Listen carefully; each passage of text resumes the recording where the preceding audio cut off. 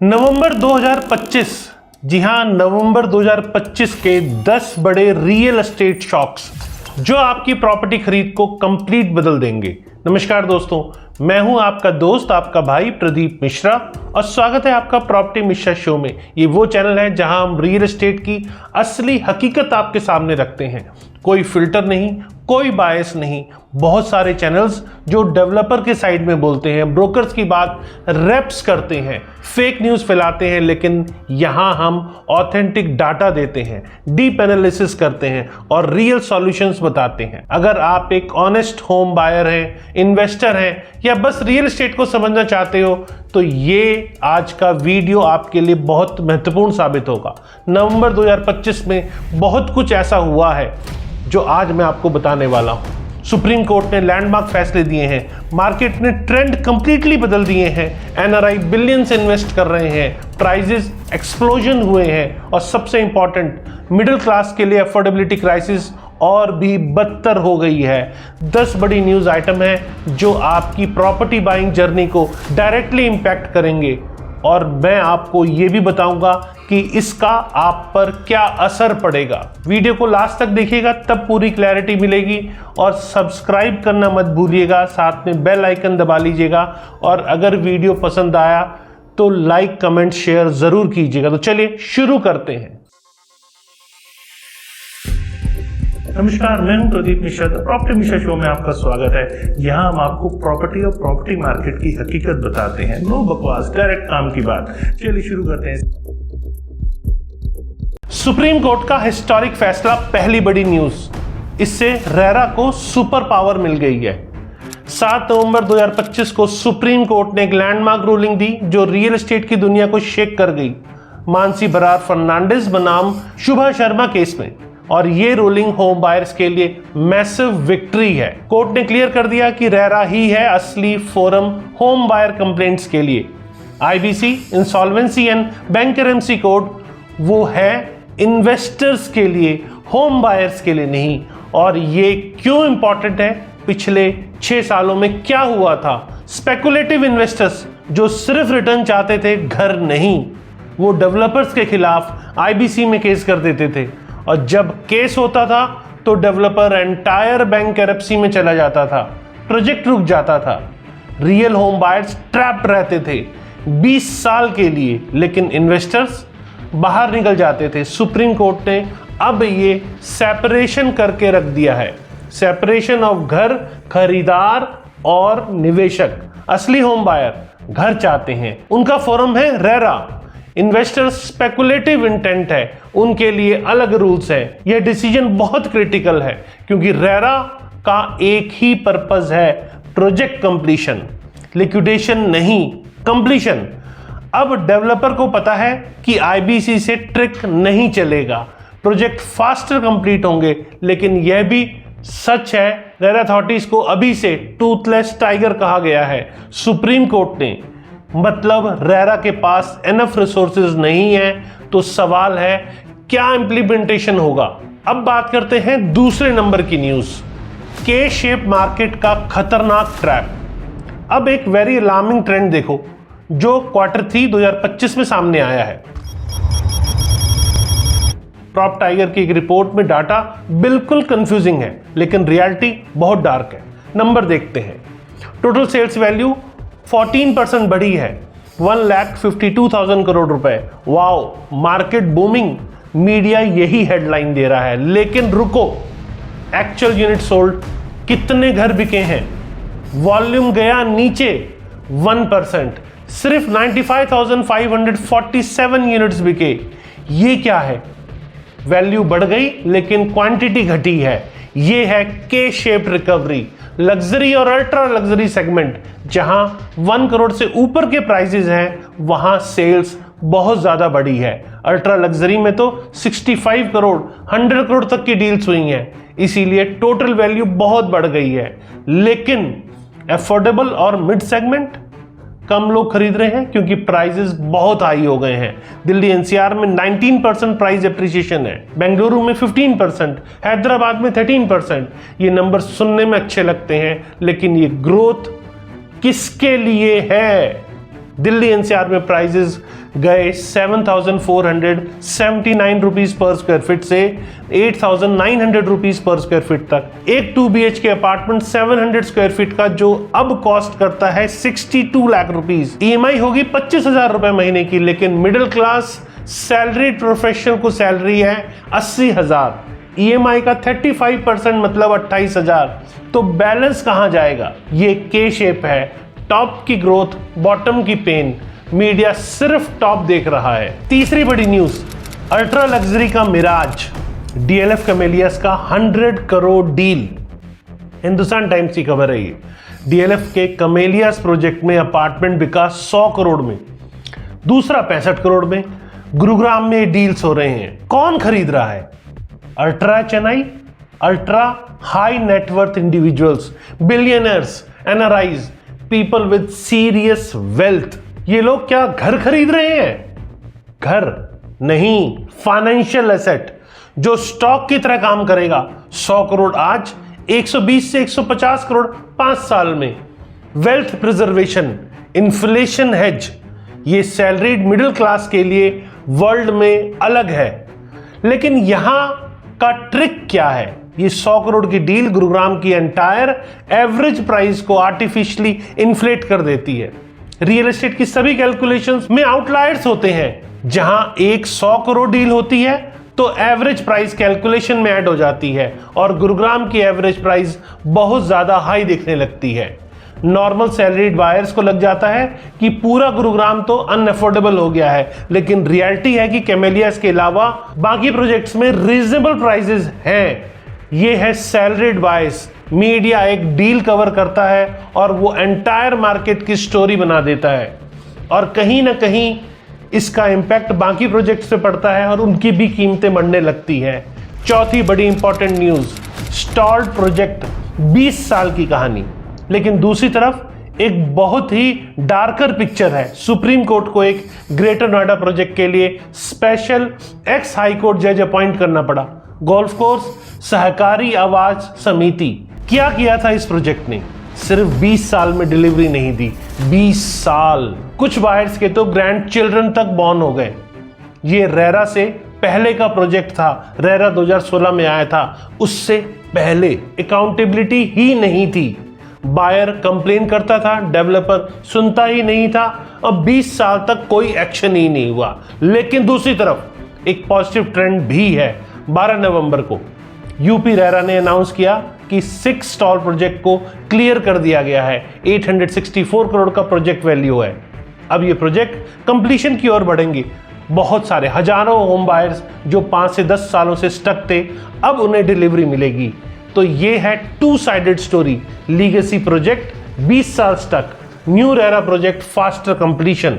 Supreme court ने भी कहा है कि होम के लिए एक रिवाइवल फंड होना चाहिए, ब्रिज फाइनेंसिंग होनी चाहिए ताकि स्टॉल प्रोजेक्ट रीस्टार्ट हो सके। ये अब सुनने में अच्छा है, लेकिन इंप्लीमेंटेशन कहां है इसकी? तो चलिए अब बढ़ते हैं 5वीं बड़ी न्यूज पर।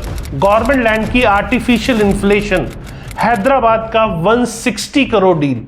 लाइव मिनट ने 10 नवंबर को कवर किया था। तेलंगाना गवर्नमेंट ने हैदराबाद में एक स्मॉल पीस ऑफ लैंड कुछ 100 स्क्वायर मीटर बेचा और वो बेचा 160 करोड़ 42 लाख में।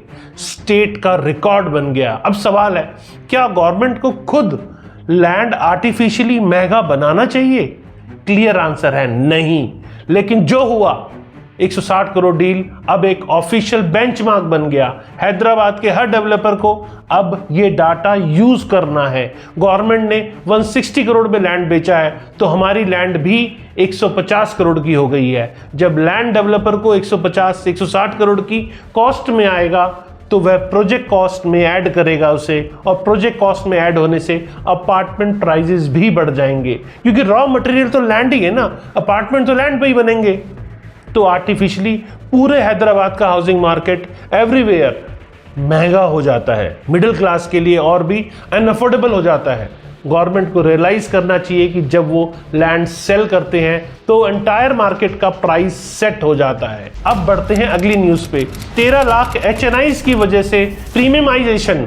हुरून रिपोर्ट 2025 के अनुसार इंडिया ने अब 13 लाख हाई नेटवर्थ इंडिविजुअल्स हैं इसके अंदर, 13 लाख अमीर लोग और ये नंबर बहुत फास्ट ग्रोइंग है। इसका क्या मतलब है? Wealth effect. जब इतने लोग रिच हो जाते हैं तो प्रीमियम हाउसिंग की डिमांड एक्सप्लोजन उसमें नजर आता है। ड्यूअल इनकम हाउसहोल्ड बढ़ते हैं, टेक एंटरप्रेन्योर्स बढ़ रहे हैं, एनआरआई एक्टिवली इन्वेस्ट कर रहे हैं। 23% ग्रोथ एनआरआई इन्वेस्टमेंट के अंदर आई है। तो ये जो ट्रेंड चल रहा है प्रीमियमाइजेशन का, मार्केट छोटे घरों से शिफ्ट हो रहे हैं और बड़े एक्सपेंसिव घर लोग ले रहे हैं। डीएलएफ, गोदरेज, टाटा हाउसिंग, प्रेस्टीज, शोभा सब डेवलपर ईडब्ल्यूएस और एलआईजी प्रोजेक्ट को अमेंडन कर रहे हैं धीरे धीरे। क्यों?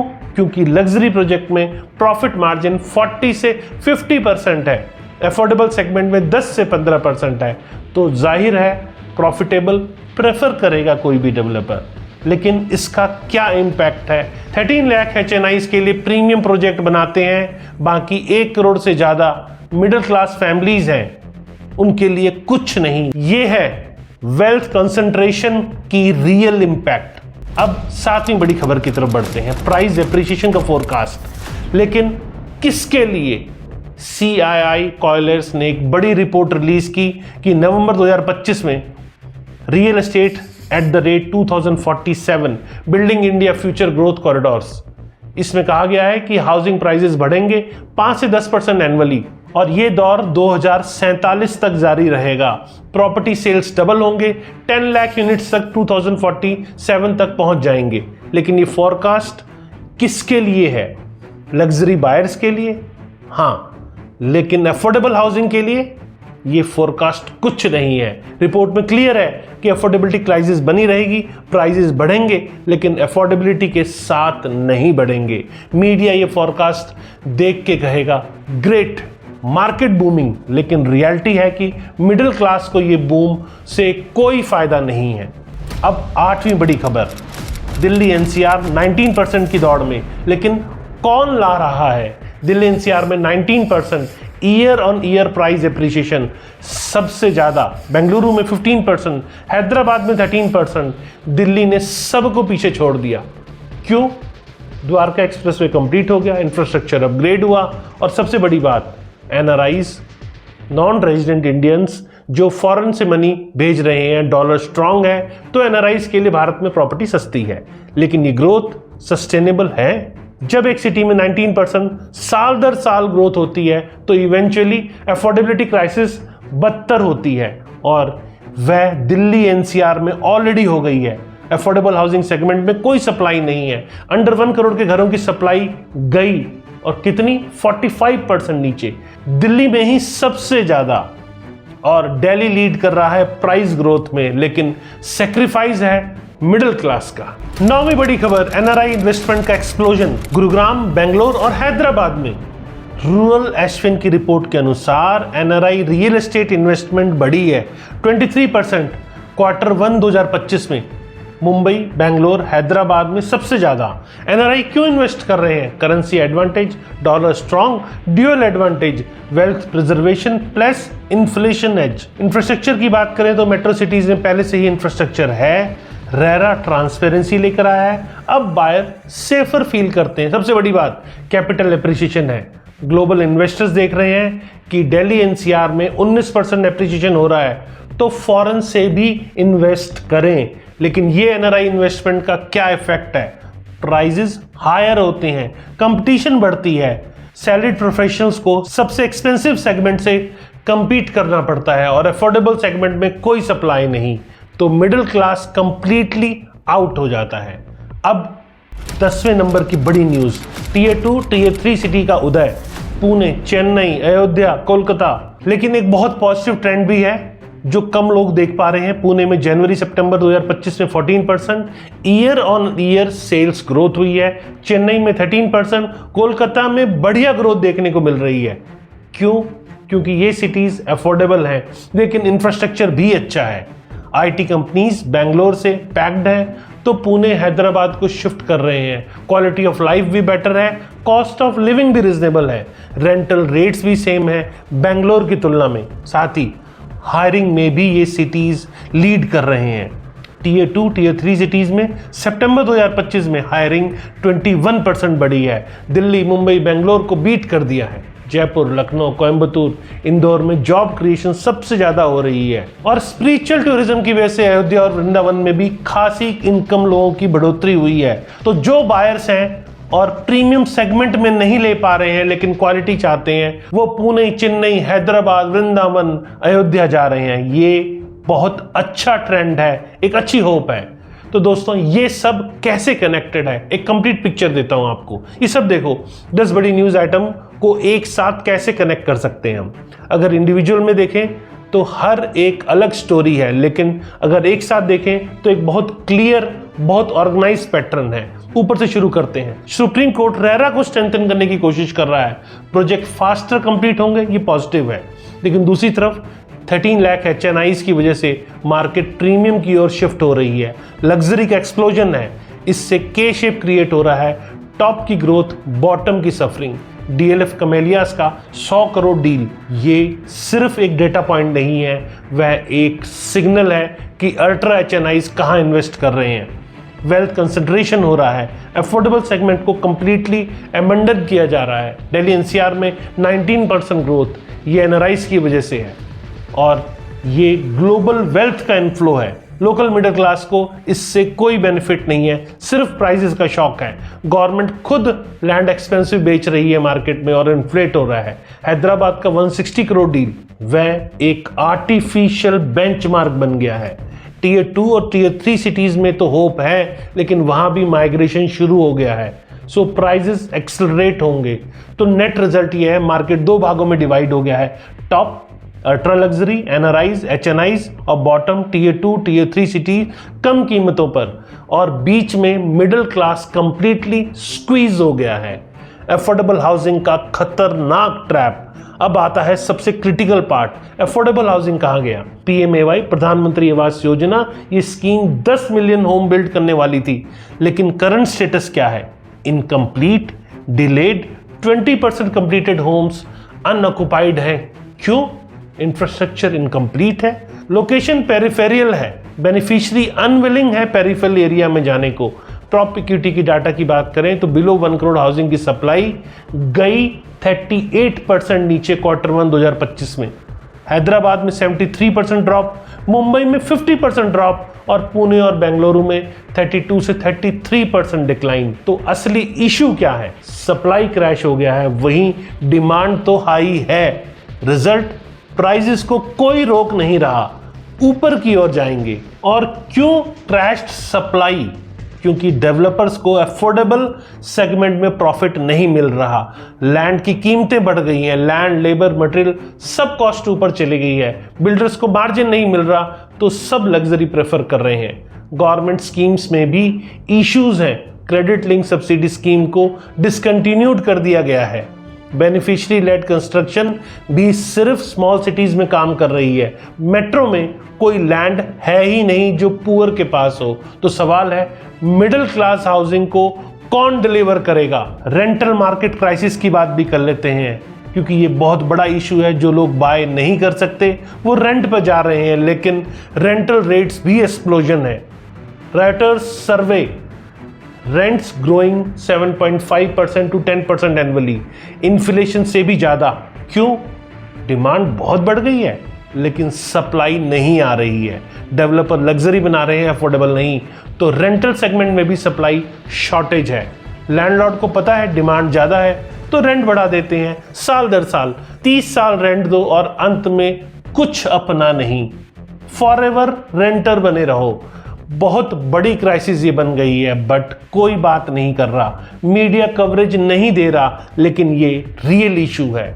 फाइनल एनालिसिस की बात करें तो व्हाट्स हैपनिंग, तो यहाँ रियल स्टोरी में 10 न्यूज आइटम से निकलता है कि एक, मार्केट 2 टीयर में डिवाइड हो गया है, अल्ट्रा लग्जरी और world class middle income drought.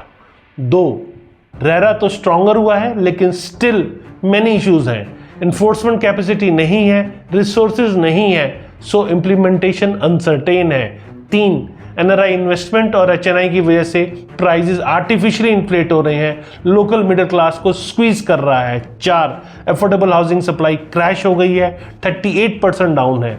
Builders को मार्जिन नहीं मिल रहा, गवर्नमेंट स्कीम्स इनकम्प्लीट है। 5 Tier 2 और Tier 3 सिटीज में होप है, लेकिन अभी भी एक्सपेंसिव है। क्या करें आप? अब प्रैक्टिकल एडवाइस की बात करते हैं। टाइमिंग मत सोचो, राइट टाइम कभी नहीं आने वाला। अगर घर लेना है तो EMI कैपेसिटी देख के ही लो, लेकिन डिले मत करो। 2 स्टॉल प्रोजेक्ट में फंसे हो तो रेरा के थ्रू कंप्लेंट करते रहो। यूपी रेरा का मिशन मोड काम कर रहा है, डिलीवरी आएगी। 3 रेंटल में घुस गए हो तो सोचो, 7.5% साल रेंट ग्रोथ के साथ 30 साल तो बहुत हैवी हो जाएगा। अगर कर सको तो बाय कर लो। 4 पुणे, हैदराबाद, चेन्नई, अयोध्या, वृंदावन को सीरियसली देखो। दिल्ली NCR में रीजनेबल प्राइसेस है, इंफ्रास्ट्रक्चर भी अच्छा है, ग्रोथ पोटेंशियल भी है। 5वां लग्जरी सेगमेंट से दूर रहो, 100 करोड़ डील से कंफ्यूज्ड मत हो। अब ये प्रॉपर्टी मिश्रा शो, जहां हम रियल एस्टेट की सच्चाई एक्सपोज करते हैं। नवंबर 2025 की 10 बड़ी न्यूज आइटम आपने देखी। मार्केट फंडामेंटली चेंज हो गया है, रेरा स्ट्रॉन्गर हुआ है, बट अफोर्डेबिलिटी क्राइसिस वर्स हो गई है। मिडिल क्लास स्क्वीज हो रहा है, NRI HNI वेल्थ कंसंट्रेटेड हो रहा है। Tier 2 Tier 3 सिटी में होप है, लेकिन नेट सिचुएशन बहुत चैलेंजिंग है। तो मेरी स्ट्रॉन्ग एडवाइस ये है कि स्मार्ट रिसर्च करो, लोकल मार्केट को डीपली समझो, और जो डिसीजन लो उसे डाटा बैक्ड होना चाहिए। वो मीडिया की सेंसेशनल हेडिंग्स को इग्नोर कर दो। अगर वीडियो पसंद आया तो चैनल को सब्सक्राइब करें और अपनी पूरी फैमिली के साथ बैठ के देखें, और अपने जितने मिलने जुलने वाले यार दोस्त हैं, रिलेटिव्स हैं, सबको शेयर करें, क्योंकि इन्फॉर्मेशन सबके लिए ज़रूरी है। मैं हूं प्रदीप मिश्रा और ये था प्रॉपर्टी मिश्रा शो। आज की मेहनत तक। अगले वीडियो में फिर मिलेंगे। सब्सक्राइब करो और रिमेंबर करो, प्रॉपर्टी बाइंग एक इमोशनल डिसीजन नहीं, फाइनेंशियल डिसीजन होना चाहिए। टेक केयर, नमस्कार और जय हिंद।